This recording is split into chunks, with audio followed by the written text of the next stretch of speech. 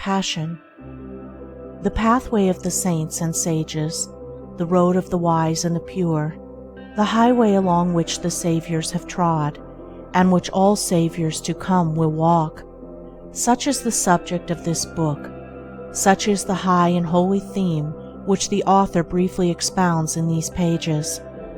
Passion is the lowest level of human life. None can descend lower. In its chilling swamps and concealing darkness creep and crawl the creatures of the sunless world. Lust, hatred, anger, covetousness, pride, vanity, greed, revenge, envy, backbiting, lying, theft, deceit, treachery, cruelty, suspicion, jealousy. Such are the brute forces and blind, unreasoning impulses that inhabit the underworld of passion, and roam devouring and devoured in the rank primeval jungles of the human mind. There also dwell the dark shapes of remorse, pain, and suffering, and the drooping forms of grief, sorrow, and lamentation. In this dark world the unwise live and die, not knowing the peace of purity, nor the joy of that divine light which forever shines above them and for them. Yet it shines in vain so long as it falls on the unseeing eyes which look not up, but are ever bent earthward, fleshward. But the wise look up. They are not satisfied with this passion world. They bend their steps towards the upper world of peace, the light and the glory of which they behold, at first far off, but nearer and with ever-increasing splendor as they ascend. None can fall lower than passion, but all can rise higher. In that lowest place where further descent is impossible, all who move forward must ascend.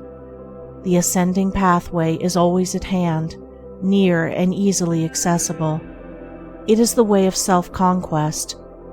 He has already entered into it who has begun to say nay to his selfishness, who has begun to discipline his desires, and to control and command the unruly elements of his mind.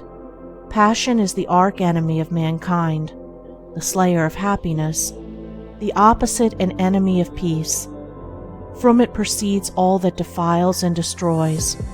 It is the source of misery and the promulgator of mischief and disaster.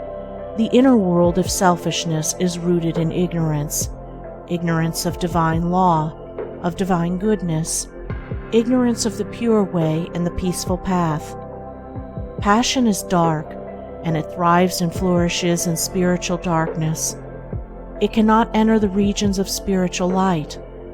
In the enlightened mind, the darkness of ignorance is destroyed. In the pure heart there is no place for passion. Passion in all its forms is a mental thirst, a fever, a torturing unrest. As a fire consumes a magnificent building, reducing it to a heap of unsightly ashes, so are men consumed by the flames of passions, and their deeds and works fall and perish. If one would find peace, he must come out of passion. The wise man subdues his passions. The foolish man is subdued by them. The seeker for wisdom begins by turning his back on folly. The lover of peace enters the way which leads thereto, and with every step he takes, he leaves further below and behind him the dark dwelling place of passion and despair. The first step towards the heights of wisdom and peace is to understand the darkness and misery of selfishness, and when that is understood, the overcoming of it, the coming out of it, will follow.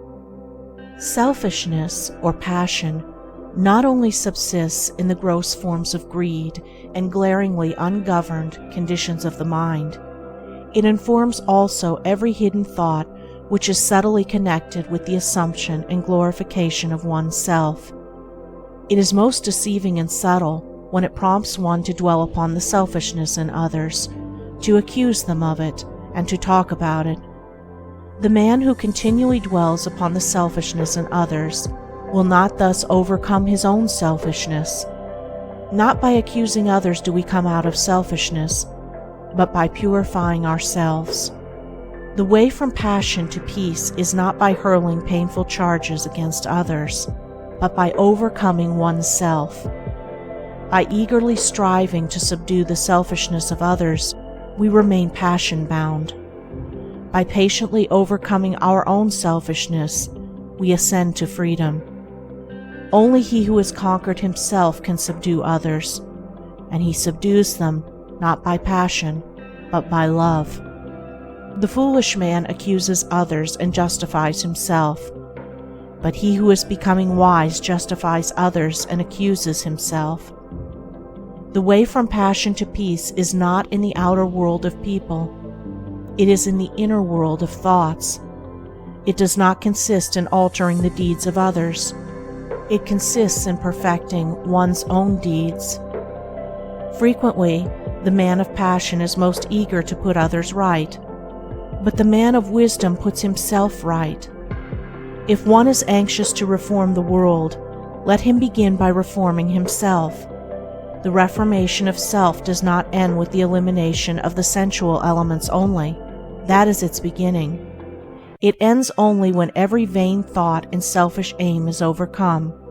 Short of perfect purity and wisdom, there is still some form of self-slavery or folly which needs to be conquered. Passion is at the base of the structure of life. Peace is at its crown and summit. Without passion to begin with, there would be no power to work with, and no achievement to end with. Passion represents power, but power misdirected, power producing hurt instead of happiness. Its forces, while instruments of destruction in the hands of the foolish, are instruments of preservation in the hands of the wise. When curbed and concentrated and beneficially directed, they represent working energy. Passion is the flaming sword which guards the gates of paradise. It shuts out and destroys the foolish. It admits and preserves the wise. He is the foolish man who does not know the extent of his own ignorance, who is the slave of thoughts of self, who obeys the impulses of passion. He is the wise man who knows his own ignorance, who understands the emptiness of selfish thoughts, who masters the impulses of passion. The fool descends into deeper and deeper ignorance. The wise man ascends into higher and higher knowledge. The fool desires, suffers, and dies. The wise man aspires, rejoices, and lives. With mind intent on wisdom and mental gaze raised upward, the spiritual warrior perceives the upward way and fixes his attention upon the heights of peace.